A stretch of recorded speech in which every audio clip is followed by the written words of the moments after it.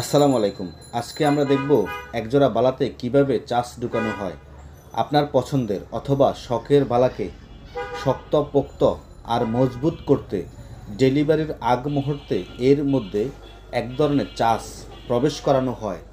আগুনের সংস্পর্শে এটি হয় নরম, অন্যথায় অনেক শক্ত। আর আগুনের সংস্পর্শে এসে এটি নরম হওয়ার কারণে আগুনের হিটে অথবা তাপ দিয়ে এটিকে গলিত ধারণ করে প্রবেশ করানো হয়। প্রবেশের পরে পানিতে চুপ দেওয়ার ফলে এটি আবার নরম হয়ে যায়। তখন আপনার ভালা বাঁকানো, টাল অথবা নষ্ট হওয়া থেকে বিরত থাকে। ফলে হয় শক্ত আর মজবুত, ব্যবহার উপযোগী। তাই আপনার ভালা কেনার আগে অবশ্যই ওজন আর ক্যারেট এই দুটি বিষয় নিশ্চিত করে নেবেন।